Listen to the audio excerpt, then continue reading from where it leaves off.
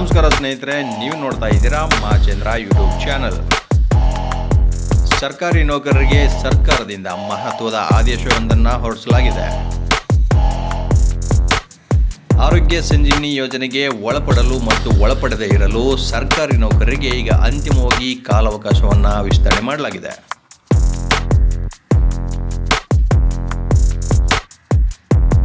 ಮುಖ್ಯವಾದಂತಹ ಕೆಲವು ಷರತ್ತಿಗೆ ಒಳಪಟ್ಟು ದಿನಾಂಕವನ್ನು ವಿಸ್ತರಿಸಿ ಸರ್ಕಾರದಿಂದ ಆದೇಶವನ್ನು ಹೊರಡಿಸಲಾಗಿದೆ. ಸೊ ಇದೆಲ್ಲ ಕಂಪ್ಲೀಟ್ ಡೀಟೇಲ್ಸನ್ನು ಈ ವಿಡಿಯೋನಲ್ಲಿ ನಾವು ನೋಡೋಣ ಬನ್ನಿ.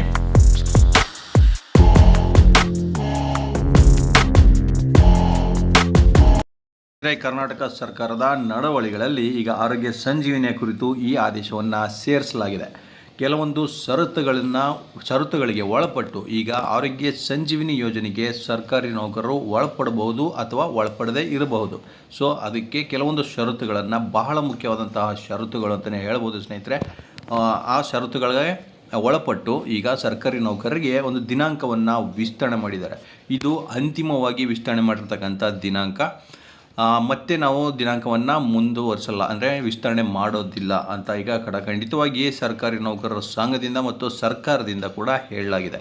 ಸೊ ಹಾಗಾಗಿ ಎಲ್ಲ ನೌಕರರು ತಿಳ್ಕೋಬೇಕಾದಂತಹ ಬಹಳ ಮುಖ್ಯವಾದಂತಹ ಷರತ್ತುಗಳು ನಿಮಗೆ ಈ ವಿಡಿಯೋನಲ್ಲಿ ಸಿಗ್ತಾಯಿದೆ. ಸ್ನೇಹಿತರೆ, ವಿಡಿಯೋನ ಸ್ಕಿಪ್ ಮಾಡದೆ ಪೂರ್ತಿಯಾಗಿ ನೋಡಿ. ಹಾಗೆ ನಮ್ಮ ಚಾನಲ್ನ ಇನ್ನೂ ಯಾರ್ಯಾರು ಸಬ್ಸ್ಕ್ರೈಬ್ ಮಾಡ್ಕೊಂಡಿಲ್ಲ ಅವರು ಈ ಕೂಡಲೇ ಸಬ್ಸ್ಕ್ರೈಬ್ ಮಾಡ್ಕೊಳ್ಳಿ. ಹಾಗೆ ಪಕ್ಕದಲ್ಲಿರೋ ಬೆಲ್ಲೈಕನ್ನ ಕ್ಲಿಕ್ ಮಾಡಿ ಆಲ್ ಅಂತ ಸೆಲೆಕ್ಟ್ ಮಾಡ್ಕೊಳ್ಳಿ. ಸ್ನೇಹಿತರೆ, ನಾನು ಮಾಡ್ತಕ್ಕಂಥ ಪ್ರತಿಯೊಂದು ವಿಡಿಯೋ ನೀವು ಮಿಸ್ ಮಾಡದೆ ನೋಡ್ಬೋದು.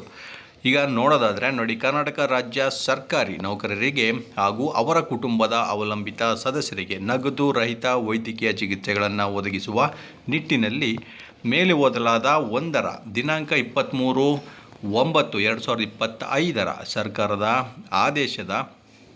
ಆದೇಶದಲ್ಲಿ ದಿನಾಂಕ 1/10/2025 ಅಂದರೆ ಅಕ್ಟೋಬರ್ 1ರಿಂದ ಜಾರಿಗೆ ತರಲಾದ ಕರ್ನಾಟಕ ಆರೋಗ್ಯ ಸಂಜೀವಿನಿ ಯೋಜನೆಗೆ ಒಳಪಡಲು ಅಥವಾ ಒಳಪಡದೇ ಇರುವ ಬಗ್ಗೆ ಲಿಖಿತ ಅಭಿಮತವನ್ನು ಸಂಬಂಧಪಟ್ಟ DDOಗಳಿಗೆ ಸಲ್ಲಿಸಲು ದಿನಾಂಕ 18/10/2025 ಕಾಲಾವಕಾಶವನ್ನು ನೀಡಿ ಸದರಿ ದಿನಾಂಕದೊಳಗೆ ಈ ಯೋಜನೆಯೊಳಗೆ ಒಳಪಡದೆ ಇರಲು ಲಿಖಿತವಾಗಿ ಇಚ್ಛೆ ವ್ಯಕ್ತಪಡಿಸದ ನೌಕರರು ಯೋಜನೆಗೆ ಒಳಪಡುವರೆಂದು ಪರಿಗಣಿಸಲಾಗುವುದೆಂದು ತಿಳಿಸಲಾಗಿತ್ತು. ಆದರೆ ರಾಜ್ಯ ಸರ್ಕಾರವು ಕೈಗೆತ್ತಿಕೊಂಡಿದ್ದ ರಾಜ್ಯವ್ಯಾಪಿ ಸಾಮಾಜಿಕ ಮತ್ತು ಶೈಕ್ಷಣಿಕ ಸಮೀಕ್ಷೆ ಕಾರ್ಯದಲ್ಲಿ ಬಹುತೇಕ ಸರ್ಕಾರಿ ನೌಕರರು ತೊಡಗಿದ್ದರಿಂದ ಹಲವಾರು ನೌಕರರಿಗೆ ಈ ಯೋಜನೆಗೆ ಒಳಪಡಲು ಅಥವಾ ಒಳಪಡದೇ ಇರುವ ಬಗ್ಗೆ ಅಭಿಮತ ವ್ಯಕ್ತಪಡಿಸಲು ಸಾಧ್ಯವಾಗಿಲ್ಲವಾದ್ದರಿಂದ ಅಭಿಮತವನ್ನು ಸಲ್ಲಿಸಲು ಮೇಲೆ ಓದಲಾದ 2ರ ದಿನಾಂಕ 3/11/2025 ಸರ್ಕಾರಿ ಆದೇಶದಲ್ಲಿ ದಿನಾಂಕ 25/11/2025 ಕಾಲಾವಕಾಶವನ್ನು ವಿಸ್ತರಿಸಲಾಗಿರುತ್ತದೆ.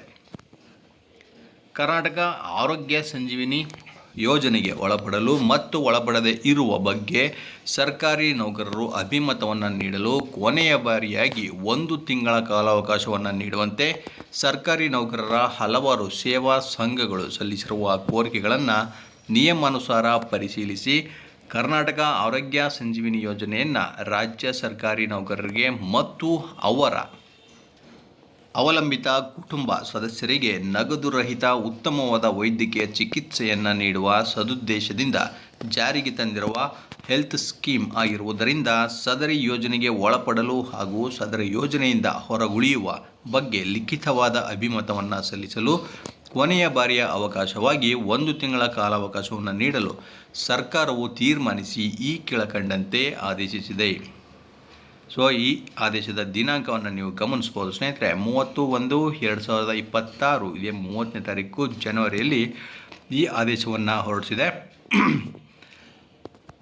ನೋಡಿ, ಪ್ರಸ್ತಾವನೆಯಲ್ಲಿ ವಿವರಿಸಿರುವ ಅಂಶಗಳ ಹಿನ್ನೆಲೆಯಲ್ಲಿ ಕರ್ನಾಟಕ ಆರೋಗ್ಯ ಸಂಜೀವಿನಿ ಯೋಜನೆಗೆ ಒಳಪಡಲು ಅಥವಾ ಒಳಪಡದೇ ಇರುವ ಬಗ್ಗೆ ಲಿಖಿತ ಅಭಿಮತವನ್ನು ಸಂಬಂಧಪಟ್ಟ DDOಗಳಿಗೆ ಸಲ್ಲಿಸಲು ಕೊನೆಯ ಬಾರಿಯ ಅವಕಾಶವಾಗಿ ಕೆಳಕಂಡ ಷರತ್ತಿಗೊಳಪಟ್ಟು 2026ನೇ ಸಾಲಿನ ಫೆಬ್ರವರಿ ಮಾಹೆಯ ಅಂತ್ಯದವರೆಗೂ ನೋಡಿ ಕಾಲಾವಕಾಶವನ್ನು ವಿಸ್ತರಿಸಿ ಆದೇಶಿಸಿದೆ. ನೋಡಿ, ಫೆಬ್ರವರಿ ತಿಂಗಳ ಕೊನೆಯವರೆಗೆ ಅಂದರೆ 28ನೇ ತಾರೀಕಿನವರೆಗೆ ನಿಮಗೆ ಕಾಲಾವಕಾಶವನ್ನು ನೀಡಿ ಆದೇಶವನ್ನು ಹೊರಡಿಸಿದೆ. ಸೊ ಷರತ್ತುಗಳು ಅಂತ ನಾನು ನಿಮಗೆ ಹೇಳಿದೆ ಸ್ನೇಹಿತರೆ. ಈ ಷರತ್ತುಗಳಿಗೆ ಒಳಪಟ್ಟು ಈ ಆದೇಶವನ್ನು ಹೊರಡಿಸಿರ್ತಕ್ಕಂಥದ್ದು. ಏನಪ್ಪ ಷರತ್ತುಗಳು ಅಂದರೆ, ಈ ಸರ್ಕಾರಿ ಆದೇಶದ ಅನ್ವಯ ಆರೋಗ್ಯ ಸಂಜೀವಿನಿ ಯೋಜನೆಗೆ ಒಳಪಡುವ ಹಾಗೂ ಒಳಪಡದೇ ಇರುವ ಬಗ್ಗೆ ಲಿಖಿತ ಅಭಿಮತ ನೀಡುವ ಸರ್ಕಾರಿ ನೌಕರರುಗಳ ಮಾಸಿಕ ವಂತಿಕೆಯನ್ನು 2026ನೇ ಸಾಲಿನ ಫೆಬ್ರವರಿ ಮಾಹೆಯ ವೇತನದಿಂದ ಕಟಾವಣೆಗೊಳಿಸಲು ಹಾಗೂ ಕಟಾವಣೆಗೊಳಿಸದಿರಲು ಕ್ರಮ ಕೈಗೊಳ್ಳುವಂತೆ ಎಲ್ಲ ಇಲಾಖಾ ಮುಖ್ಯಸ್ಥರು DDOಗಳಿಗೆ ಸೂಚಿಸಲಾಗಿದೆ. ಕರ್ನಾಟಕ ಆರೋಗ್ಯ ಸಂಜೀವಿನಿ ಯೋಜನೆಗೆ ಒಳಪಡದೆ ಇರುವ ಬಗ್ಗೆ ಲಿಖಿತ ಅಭಿಮತವನ್ನು 2026ನೇ ಸಾಲಿನ ಫೆಬ್ರವರಿ ಮಾಹೆಯ ಅಂತ್ಯದವರೆಗೂ ಸಲ್ಲಿಸದೇ ಇರುವ ನೌಕರರು ಈ ಯೋಜನೆಗೆ ಒಳಪಡುವರೆಂದು ಪರಿಗಣಿಸಲಾಗುವುದು. ಹಾಗೂ ರಾಜ್ಯದ ಎಲ್ಲ ಸರ್ಕಾರಿ ನೌಕರರ ದತ್ತಾಂಶ ಸಂಗ್ರಹಣೆಯ ಉದ್ದೇಶದಿಂದ ಕರ್ನಾಟಕ ಆರೋಗ್ಯ ಸಂಜೀವಿನಿ ಯೋಜನೆಗೆ ಒಳಪಡುವ ಮತ್ತು ಒಳಪಡದಿರುವ ಬಗ್ಗೆ ಇಚ್ಛೆ ವ್ಯಕ್ತಪಡಿಸುವ ಅಧಿಕಾರಿ ನೌಕರರ ಮತ್ತು ಅವರ ಕುಟುಂಬದ ವಿವರಗಳನ್ನು HRMS ತಂತ್ರಾಂಶದಲ್ಲಿ ದಾಖಲಿಸಲು ಅವಕಾಶ ಕಲ್ಪಿಸಿದ್ದು, ಅದರಂತೆ ಎಲ್ಲ ಅಧಿಕಾರಿ ಮತ್ತು ನೌಕರರಿಂದ ಅಗತ್ಯ ಮಾಹಿತಿ ದಾಖಲಾತಿಗಳನ್ನು ಪಡೆದು HRMS ತಂತ್ರಾಂಶದಲ್ಲಿ ದಾಖಲಿಸಲು ಸಂಬಂಧಪಟ್ಟ DDOಗಳು ಕ್ರಮವನ್ನು ಕೈಗೊಳ್ಳತಕ್ಕದ್ದು. ನೋಡಿ, ರಾಜ್ಯಪಾಲರ ಆದೇಶದ ಅನ್ವಯ ಮತ್ತು ಅವರ ಹೆಸರಿನಲ್ಲಿ ಈಗ ಸರ್ಕಾರದ ಉಪ ಕಾರ್ಯದರ್ಶಿಯವರು ಸಿಗ್ನೇಚರ್ ಮಾಡಿ ಕೊಟ್ಟಿರ್ತಕ್ಕಂಥ ಈ ಆದೇಶ.